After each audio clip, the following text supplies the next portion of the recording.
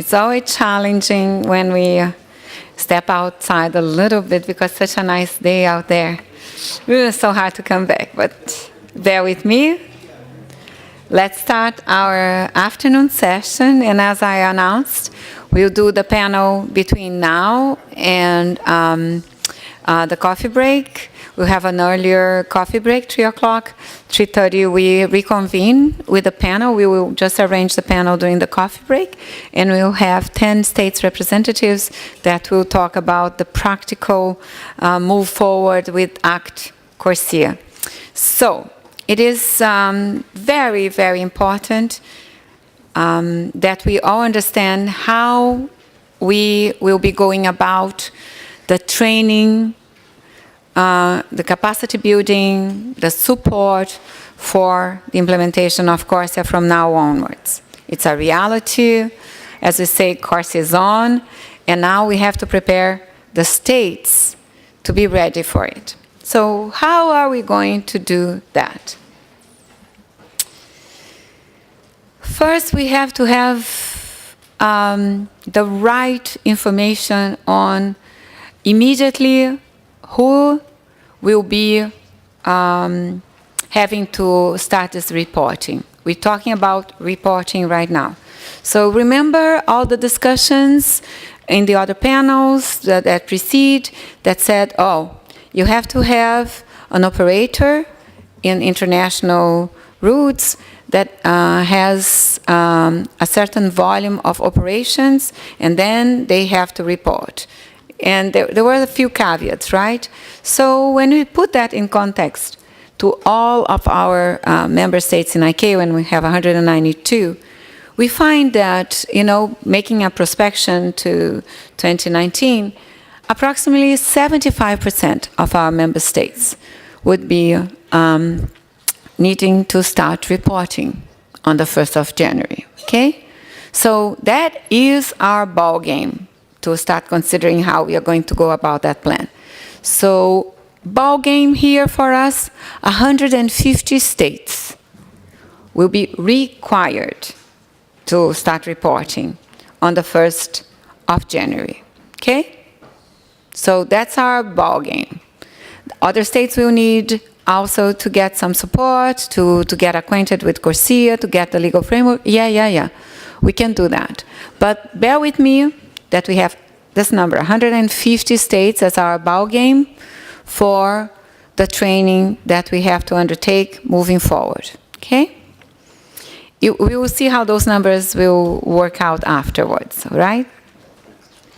Then that's basically how, the blue is states that will have to start reporting on the 1st of January. That's the basis for the rest of my presentation here. What have we already done to help states? So there are 2 videos that are out there that were created to help states understand CORSIA. The first one with the globe, it's a very animated video that explains CORSIA in general terms, okay? We did that the year we launched, we had the agreement on CORSIA in the Council. That was to prepare our states and the public in general, explain what CORSIA is.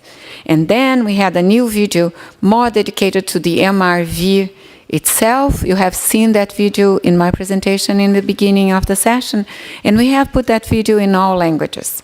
So we can have all states access to that information. So it will be explained, in general terms, and that was already done. That's available for our 192 states, and the public in general is on our website. We did all those efforts to inform on the action that needs to be done by each state. So we did what we call this CORSIA brochure that we lengthily discussed in the last panel. And we also have that in every official language of ICAO, okay?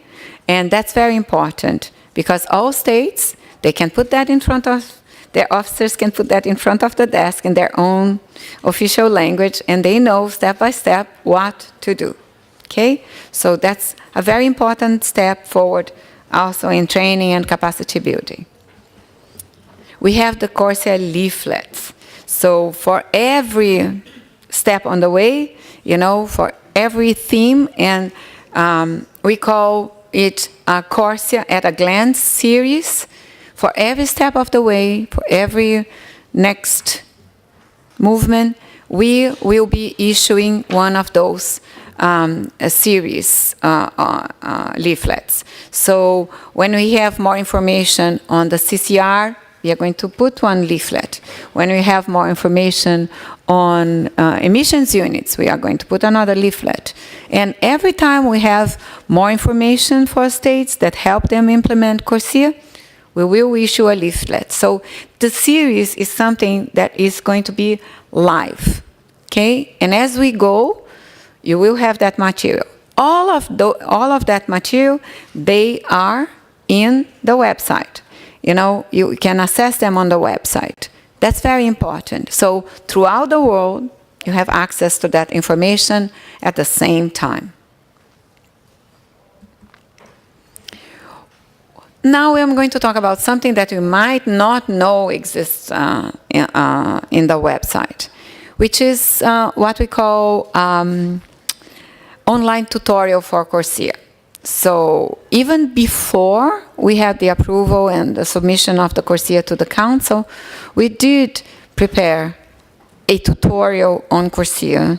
It's like having a seminar, like we had the seminar here, but more technical, you know, very technical explanations, step by step. And we have all those modules and a general overview also available on the website.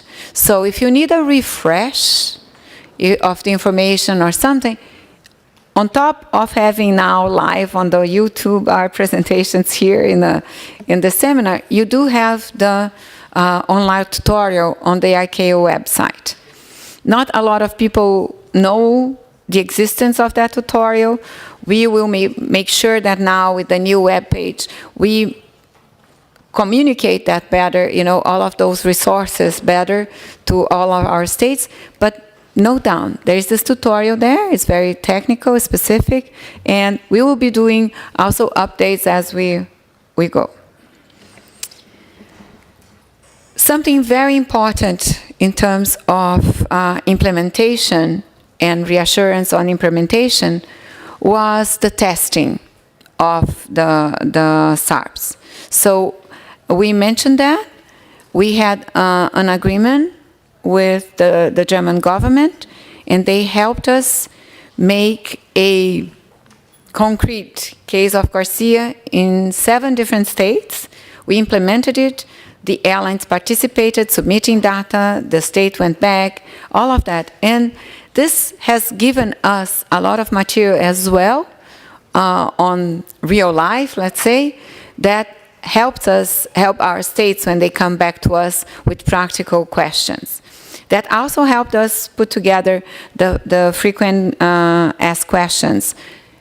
Look at the frequent asked questions. You probably will find your question there.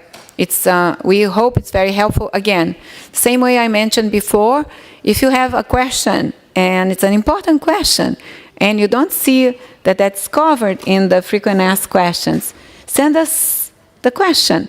We would like to put that on the web. We want that to be as complete as possible. Those were the 2 phases that we had for the German project, ICAO Germany project. The first was on emissions monitoring plan, and the second one was on verification. So we first made all those 7 states work with their operators doing the monitoring plan, a pseudo monitoring plan with them. And then they did the reporting using that monitoring plan back to states. States did then the verification themselves of that data. And we had very interesting outcomes. And remember my question on the verification. So for the monitoring plan, most participants, they said it was manageable. It was mostly simple. For operations, for the operators drafting this the monitoring plan went from 1 to 7 days, depending on the size of their activities. And I'll go back. Remember the size of those operators. You know, you have Aeromexico, Lufthansa, Fly Dubai, Kenya, ANA, Air Canada, Air Burkina. They are really in different sizes there. So altogether, it went from 1 to 7 days. Was the first time they have even seen something like a monitoring plan from CORSIA. Was not explained before or anything. And the approval from states also went from 1 to 5 days. Okay. In terms of the emissions reporting and verification, that's where we were a little bit more efficient, I would say, for most operations. Completing this emission report after, you know, they all agreed on how to do and they had all this information with them was 2 to 8 hours. And for the states to look and approve the emissions reports, in average 2 to 4 hours. So it was a very good information back to us on how they, the amount of effort that took for them in this testing. Okay. Something else that we have been undertaking in ICAO that we have not talked about yet here in the seminar is we do already have some capacity building projects going on. Okay, they were not for CORSIA. They were prior to CORSIA implementation issues, etc. But we do have those capacity building programs, one of which is what we call the ICAO EU project on state action plans. So each of our states are requested by the Assembly, encouraged mostly by the Assembly, to voluntarily submit to ICAO their state action plans on the reduction of international aviation emissions. So what they do their inventories on international aviation emissions. They talk about the basket of measures that they are using themselves, tailored to their reality and what they want to achieve, if they need assistance with some of the measures, etc., etc. We had a lot of states that came back to us saying, Ms. Hoopy, we would want very much to do such an action plan. We would like to take action, but we don't know how to do that. We have no means, we don't know how to do that. Then we enter in conversations with the European Union, and they graciously provided the funds for us to support some of those states that requested assistance to us, and they didn't have the means to do so. And so we selected 14 states, 2 Caribbean islands, and 12 states in Africa, Burkina Faso, Kenya, and 10 African states in Central Africa. And that was it's been a very good experience so far. The first objective was to really nail down the data and do the action plans. We did that. All of those states have action plans. Now, quantified action plans, which is very good. The second objective was to put a tool available to them so that they could collect and report the emissions from that state. We also did that. We have a tool in that project is the Aviation Environment Systems, AMS, that look into the entirety of aviation, not only the CORSIA routes as we are talking about CERT here, but the entirety operation of that state. And I have all those states reporting me monthly, very accurate data now on emissions. So we are talking about Central African states capable now to do monthly reporting to ICAO on their international aviation emissions. And that's a big accomplishment, okay? And the third objective of the project, which is ongoing right now, is actual measures. In the basket of measures that they identify in the action plan, they have identified some specific measures, and we're implementing them right now. We had case studies on possible alternative fuels in some states. We had some states the use of solar panels for generating energy for the international flights at the airport in the terminal. so that they would not use fuel from the aircraft while parked in the apron. Bear with me, if it's a short haul, usually you have 45 minutes of wait. If it's a long haul, usually 2 hours of consuming energy for the air conditioning, for main systems that you have to have up and running while you are preparing the aircraft. So we are now putting that widespread, and we have 2 projects that are doing that now that are ongoing. Very important, while we were doing all of that, we start also informing those states on CORSIA and how everything they have collected now was helping them with CORSIA. And now, twofold. First, those states that received that training before, they were much more prepared to understand CORSIA. When we came with the concept of CORSIA and we went and did seminars to them, for the states that were already involved in the action plan, that were already being subject to the capacity building and, the holding hand there, they knew what we were talking about. They knew that, importance of connecting with the airlines. Why? Because they have created, part of that project is when you do the action plan, you have to create the action plan group that calls for the presence of the airlines, the airports, the air navigation service providers, the statistics guy, the Ministry of Energy, the Ministry of Environment or similar authority, the CAA, and they all sit around the table to discuss the numbers, where to get the statistics, how to optimize that, how to now channel out that information and make it more streamlined, more efficient.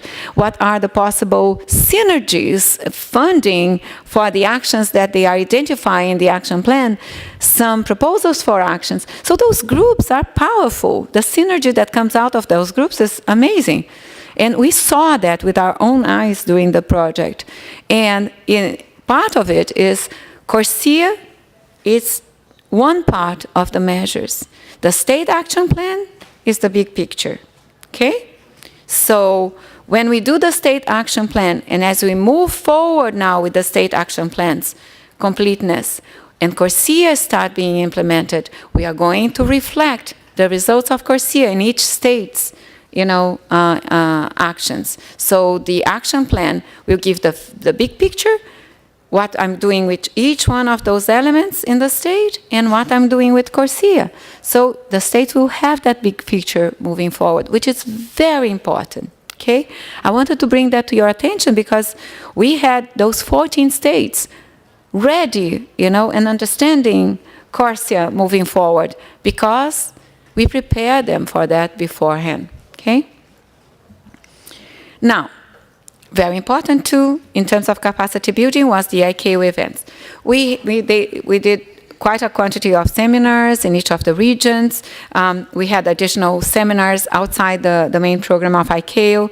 We had 2 additional seminars supported by AFCAC, and you'll be pleased to hear that AFCAC is repeating that now for CORSIA. I'll talk about that in a minute. And we also have had a specific seminar to start talking about the carbon markets. We will have to continue to do that. This is what happened now this year when we prepared. We were preparing for the approval of the SARPs. We knew we had very little time. We needed to train states on the MRV. So we started training states even before we had the full adoption of the SARPs, which is very unusual for ICAO, believe me. It's not the way we do business around here. First we have the rule, then we train. Then we start training before we finalize the rule, with that caveat, of course. But states, number one, were more informed on what they were entering into when they were approving those rules, when they were replying to our state letter on the standards and recommended SARPs for CORSIA. And it's very interesting, the synergies between states and other stakeholders in those workshops. If you have not participated in one, this is a big event. We prepare presentations, we send them beforehand, and we do specific training on site. So you do have to prepare a monitoring plan, a fake one, but you prepare one with the group. You do verify one. You know, we were doing things, you know, as we were training those states. So they have experienced one, which is very cool. So we train those states, and this, in fact, is the last seminar. We always do that. We go to all regions, and then we have a final one in Montreal. And the timing of this seminar is whatever we had different in the approval of the SAPs, we will be able to communicate finally to all of you. Now, this was the result of our training in this year. 101 states have participated in the ICAO regional seminars. I quickly looked into our attendance list to see the numbers of states that we have here is around 78 states, and we have around 17 states plus the number that we have here now that we are training in this workshop. So those are very good news. We are getting more and more interest, and we are being able to outreach more states. But we had highlights from those seminars, many clarifications. Some of the suggestions that we received during the workshops even got through and ameliorated the terms in the SARPs and the standards that we have today. Very important. We got the message from states on this issue of the establishment of the frameworks for the implementation of CORSIA. So I think it was very interesting. In those workshops, also we start talking about the budget program and the capacity building specifically for CORSIA. And what we will be based upon now, connecting with those states to ensure that they are trained, that they have the capacity build, etc. We'll do that through what we call the focal points. If you are a member state of ICAO, you have received a state letter requiring you to nominate a state focal point for CORSIA. If you have not done so, and you see yourself in that screen right now, do it. Do it now. If you want to get assistance and you don't have a focal point, with whom am I going to talk to? I need your contact person that will be your focal point for CORSIA to move forward with the capacity building. So do it. All right? 124 had already done so, so please do it. Now, yesterday, at the end of the day, we launched ACT-CORSIA. You saw in the first slide, there is 150 states that will need to report, right? And we said, oh, that's a lot of states to report. We have to prepare how we are going to do that. And again, alone, we cannot do that. ICAO alone cannot do that. We will need the support of our member states to be able to do the capacity building. We have some states that will be prepared to contribute to the capacity building, either by providing experts that will go help train other states, or they will provide us financial support so that we can get experts, train them to go to those states and help the states.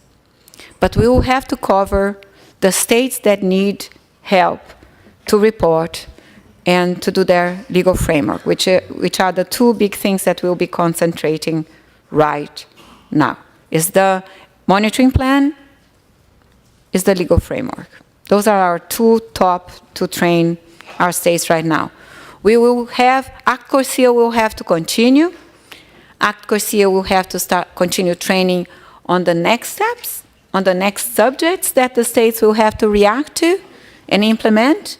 And you have seen the entire list of actions that you have to take. As the material is ready, as the decisions are taken by the council, we will be able to go and train states on the next steps. And that's how states will be ready in each step of the way, okay? So, we have to bring together all those actions. We already have the web page.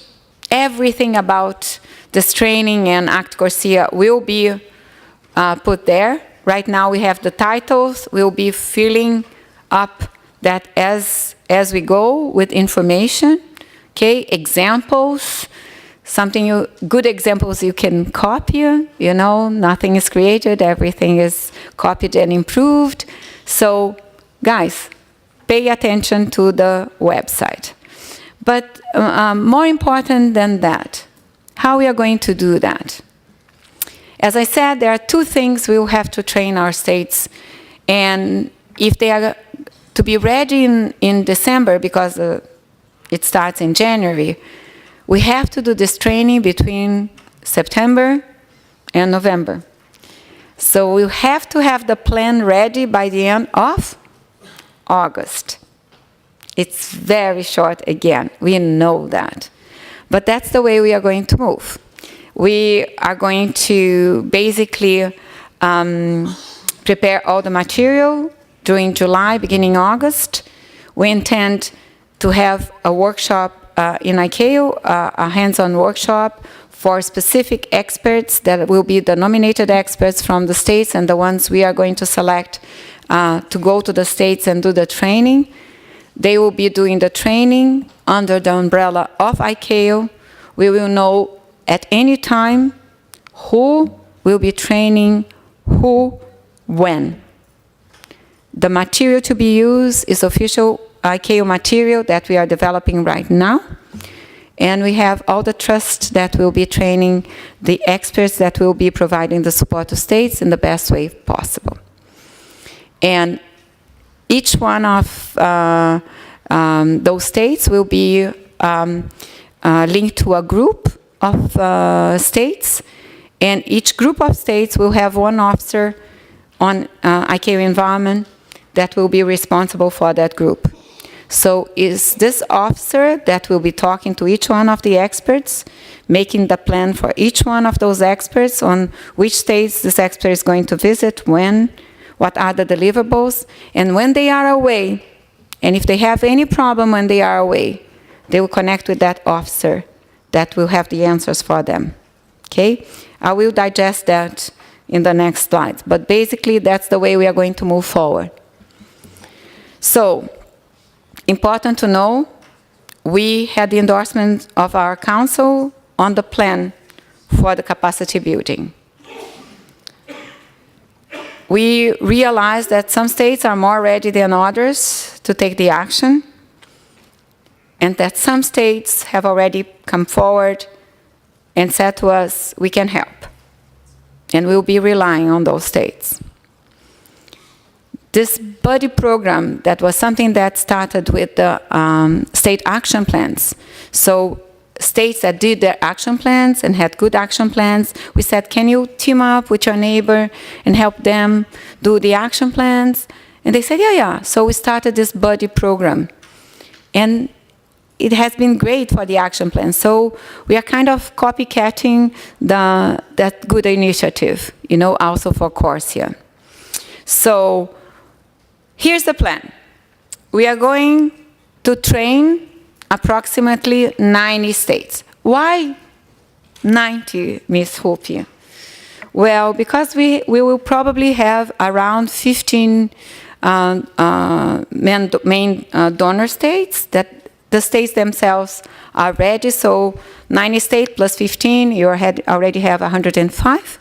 On top of that, I have our ECAC states that are going to be training themselves. So we have more 40-something. So we are very close to 150 states that we have talked about in the beginning of the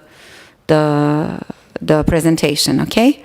So those 90 states is what we are going to be concentrating. So that's how we are going to do. We have the focal points. They will be supporting the state. We have our environmental officer here supporting the focal points, etc., etc. So, 90 states. I need 3 months. I have 3 months to train them. we have to go and train them there. Because our state has said, okay, many workshops, but now I need someone holding my hand. The way that we have conceived that is that for each state, we'll have an expert doing at least 2 visits, okay?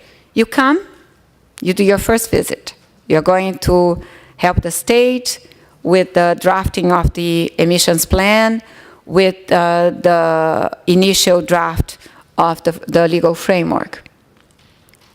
Then you leave that state. You, as the expert, you go to your next state. We are going to say that in average, each of the experts will be able to cover 6 states during those 3 months. But by visiting that state twice, okay? So you visit it first, and then you start developing your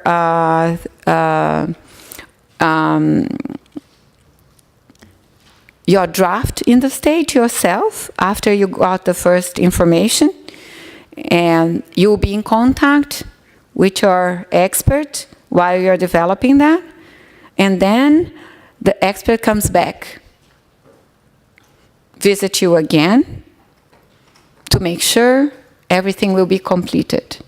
And at that point, that will allow us between beginning of September and end November to train these 90 states. Blocks of 6 states, we need the experts then to go to those states, okay?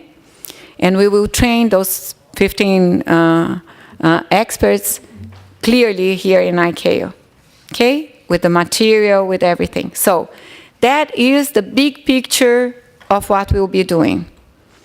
But time is of essence. Okay? And something else that's very important is transparency. Everybody will know that states are being trained. States that need training and are not receiving training will be communicating with us.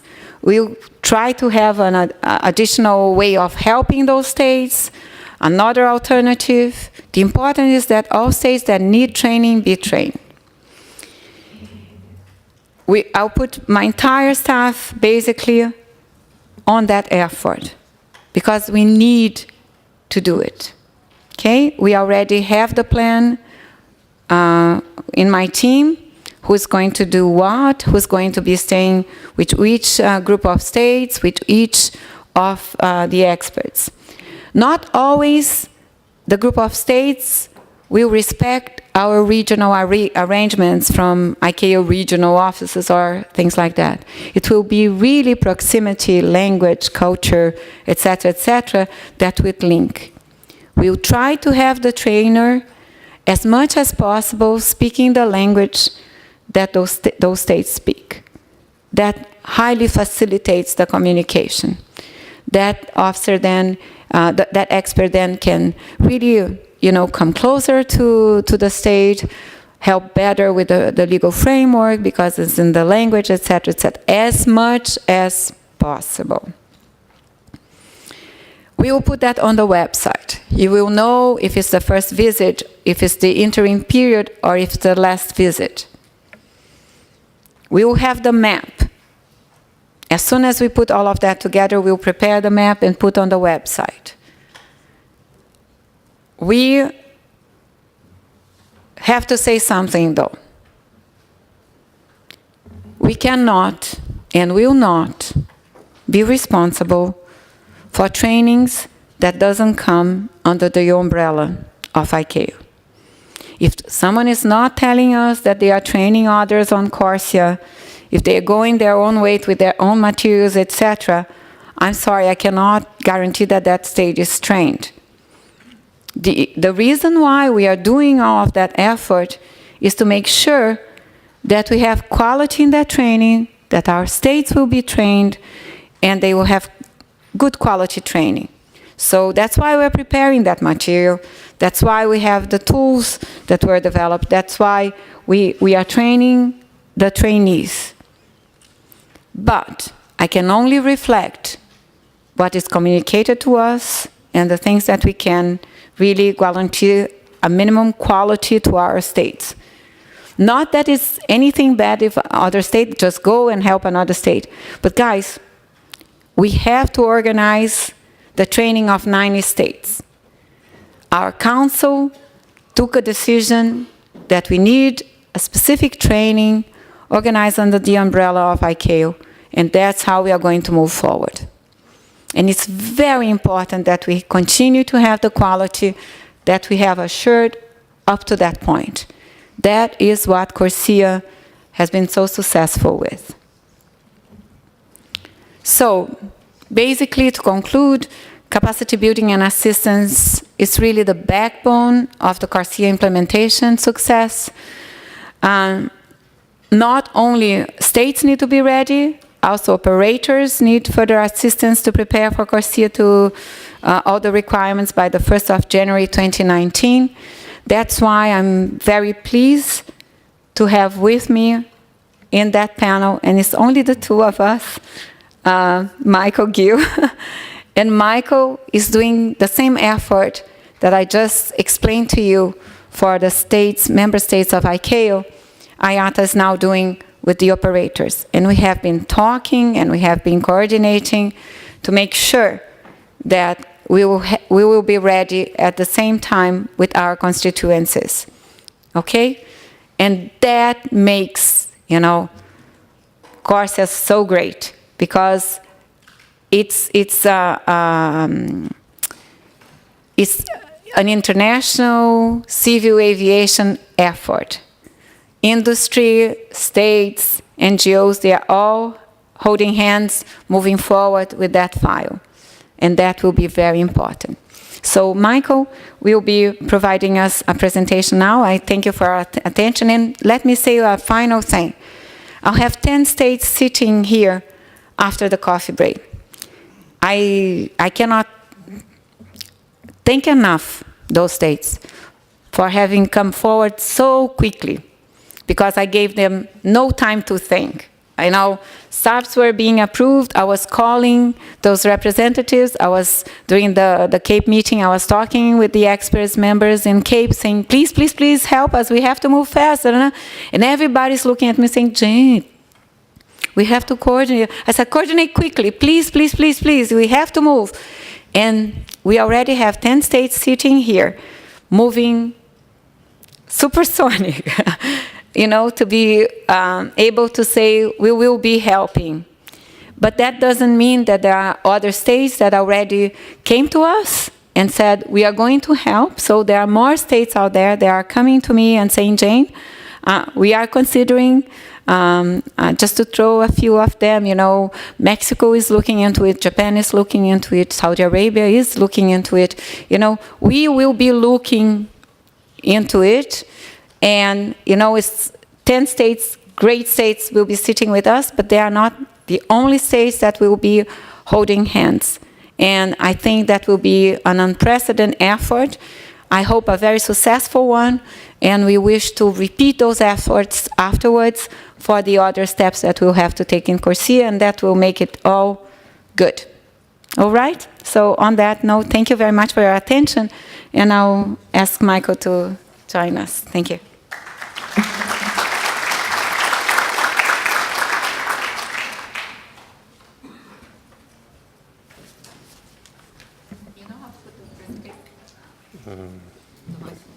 Sorry. Thank you.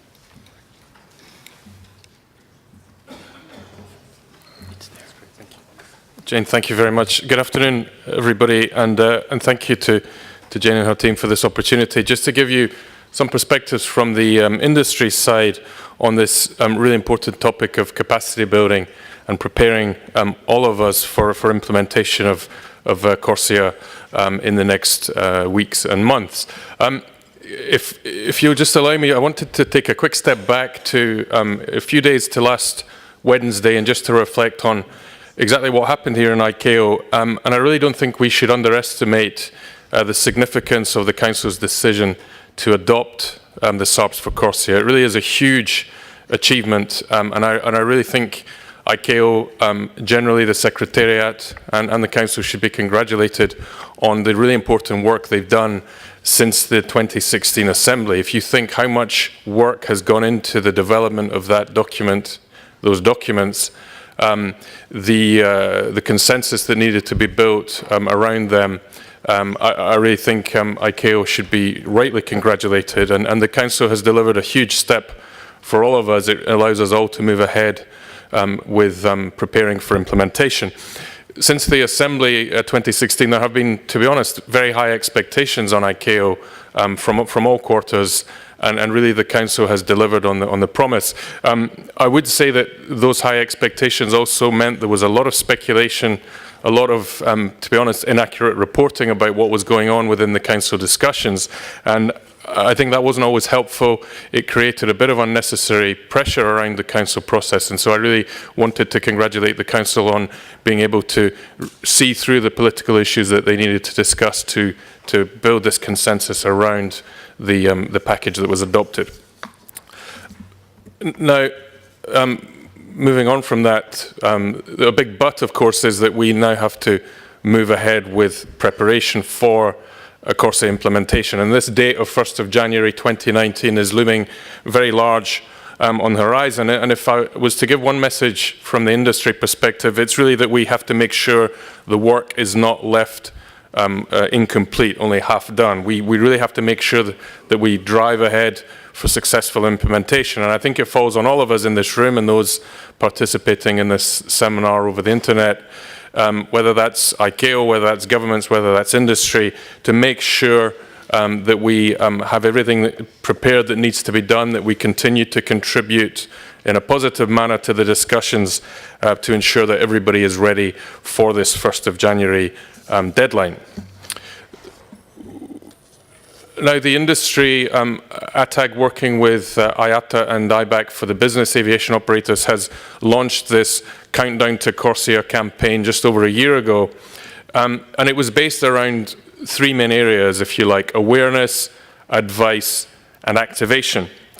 Awareness really was through this campaign to alert all aircraft operators of their inclusion in CORSIA. There was a misapprehension, I think, from many that if states had not volunteered to participate in the pilot and first phase of CORSIA, then its operators were exempted from any obligations to monitor and report. And of course, that's not correct. And so we've, through our campaign, tried to raise awareness around the obligation of all aircraft operators with regard to the monitoring and reporting processes. So through the IATA AGM, the IBAC various forum, and the IBAC world, the regional airline associations, trade media activity, and also the aircraft manufacturers working very closely with their customers, we have raised awareness across the sector about what CORSIA means. On the advice side, we've prepared a series of toolkits and materials, email blasts to the whole industry, and a series of workshops, which I'll mention in a moment in a bit more detail, to advise operators on what they need to be doing. And finally, on the activation side, we have, together with IBAC and ATAG, a cross-industry database of focal points at airlines and business operators. In the same way as Jane described the focal points with states, we have a similar process implemented to ensure that any up-to-date information is communicated in a timely fashion. IATA has also worked on a tool for CORSIA reporting. I'm going to mention that in a little bit of detail in a moment. I'm sure many of you have seen the IATA Fred Plus booth outside in the exhibition, which explains that in a bit of detail. But I'll mention Fred Plus in a bit more detail in just a moment. On the workshops side, you'll see on this map of the world the combination of ICAO and industry workshops that have taken place throughout 2018. I think it really shows the level of commitment from ICAO and from the industry to the success of CORSIA. This is no small undertaking to make sure that you have experts in all of these places throughout the course of the year, in addition to a number of webinars that we've conducted to make sure that the level of information, the right level of information, is being communicated to those who need to have it. As far as our workshops are concerned, we really saw this in two phases, if you like. Countdown to CORSIA was really with this aim of awareness raising and informing operators about the proposed MRV requirements, and we held 14 workshops all across the world looking at those issues.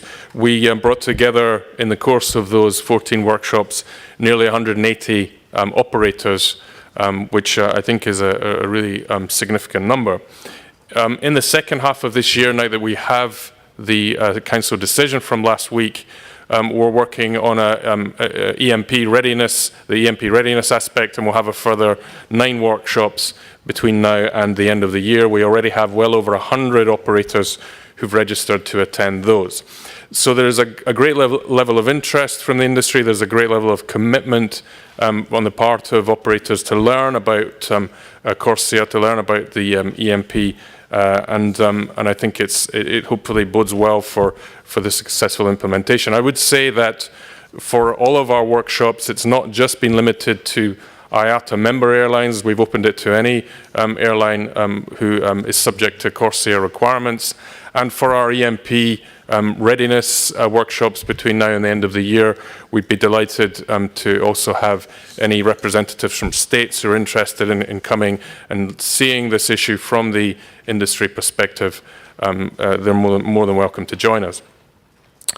Now, I did want to just give you a quick readout from what we've learned from the industry side from going through this Countdown to CORSIA campaign. I always think it's important to give the feedback from the operators to allow us all to take forward the lessons learned. And just a few key lessons from our side. Firstly, it's clear that the operators need tools to help them to comply. Now, whether that's the EMP templates, whether that's the CERT tool, the CO2 estimation models and others, it's clear that the process of preparing for CORSIA is not an easy one for an operator. It requires a lot of coordination across departments, information on new processes and systems. It may even need hiring of new staff in some cases. So the need for tools from the operators is key, and that was a clear bit of feedback that we got in the course of our workshops. I would say the sooner that operators get the final version of the SARPs that was adopted by the Council, the better. And I understand the pressure the Secretariat is under to produce that, but the sooner that comes out, I think the more comfortable everybody would feel. And it would go to some way, I think, to some extent, to avoid any unnecessary speculation about what was in the Council decision. So we really urge ICAO to have that document published as soon as humanly possible. Another key lesson learned, there is a level of concern amongst operators about the readiness of some states and the lack of uniformity in how Annex 16 Volume 4 will be applied. The reason being, of course, in some jurisdictions, the legislative process may not allow for the necessary legislation to be passed in time for the 1st of January 2019. So there is a bit of concern because of that uncertainty. So all we would say really is to urge states to try and find solutions to allow their operators to begin monitoring emissions from the 1st of January next year. Looking ahead in the work that ICAO needs to undertake, and I'm sure everyone's aware of this, certainty around the issue of emissions units is absolutely critical for successful implementation of CORSIA. We know those discussions are ongoing within ICAO, and we really urge ICAO to move ahead with that, and are delighted and happy to contribute to those discussions in any way we can. And then a final comment that we took away from the workshops that we've undertaken is really the need for government support for industry in this whole process. So I would say governments, you need to encourage your operators to attend the capacity building activities. You really need to make sure you pass on the information to your operators as and when you receive it. As I said, we're delighted if any government representative wishes to join our capacity building workshops just to learn a little bit more about this issue from the industry's perspective. I mentioned the FRED Plus tool without going into the fine detail of it, just so everyone is aware of this. FRED Plus is an online platform developed by IATA to support and facilitate the CO2 emissions reporting for operators subject to CORSIA. It is also available for states to use to fulfill their roles in CORSIA compliance. But it's a very, the requirements of CORSIA are very much reflected in the functionalities of the FRED Plus tool, and it has been developed by some of the IATA experts involved in the CAPE work all the way through that process. So it very much reflects what an operator needs to do to comply with CORSIA. We're beginning our testing in just about 10 days' time, and the platform will be fully operational from the 1st of January onwards. Now, the FRED Plus tool will be available to any aircraft operator, any state, completely free of charge. I mentioned our second round of workshops, and I just wanted to close really by highlighting the venues and dates for those. As you see, the IATA team is going to be extremely busy in the coming months, covering off all of these meetings, making sure that we really bring the information from the industry perspective to as many people and as wide a geographical range of people as possible. And one other point, Jane talked in a bit of detail about the ACT-CORSIA initiative, and we really think it's an absolutely terrific initiative that the Secretariat has put forward. The idea of having a buddy program between those who are experienced in these types of systems with less experienced colleagues to hold their hands and guide them through the process, I think is a really important one, and one which I think will work extremely well. And of course, from an industry perspective, we are ready to help in any way we can in the train-the-trainer process that ICAO is going to do. Please just don't hesitate to reach out, because there's a lot of expertise within the industry that you will be, I'm sure, able to tap into as you go into the Launch Your ACT-CORSIA program. I'm sure there are a number of experts in the room who'd be just as happy to contribute as well. But it really is so important that we get this right first time, and the industry is ready to help in any way that we can. And just finally, to wrap up, a significant event in the industry agenda, the ATAG Global Sustainable Aviation Summit, which will take place on the 2nd and 3rd of October in Geneva. We will have a dedicated full-day workshop devoted to CORSIA, where we hope to have speakers from ICAO, from states, and of course from the industry and the carbon market representatives, where again we'll be just some 3 months away from our important deadline of the 1st of January 2019. And so I think that will be a really important event in clarifying a number of issues and taking stock of how close we are to implementation. So I'd encourage as many of you as possible to join us in Geneva for that event. Jane, thank you for the time. Thank you for your attention, but of course happy to take any questions.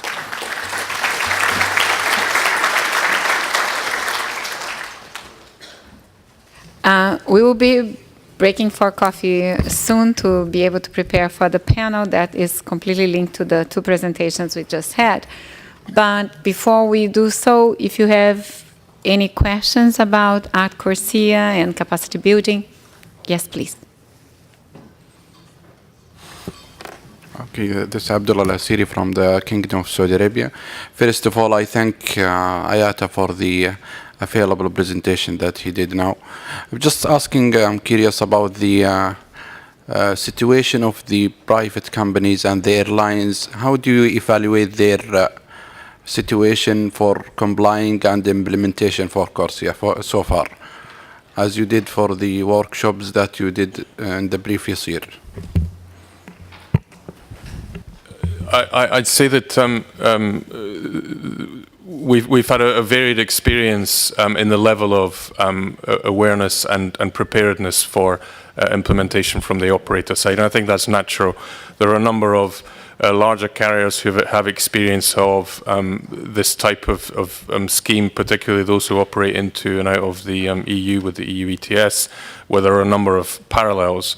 But one of the pieces of feedback I wanted to highlight is that a number of the operators are still wanting to, or wish to urge their governments to support them in the preparation for it. Because what we want to ensure is a consistent level of implementation to make sure that all operators have the same level of awareness and the same level of preparation. So I'd say that it varies very much depending on the size and the location of the airline, but it's really one of the reasons why we've invested so much time and energy into this capacity building process, because we recognized there was a need to make sure for consistent implementation all across the globe.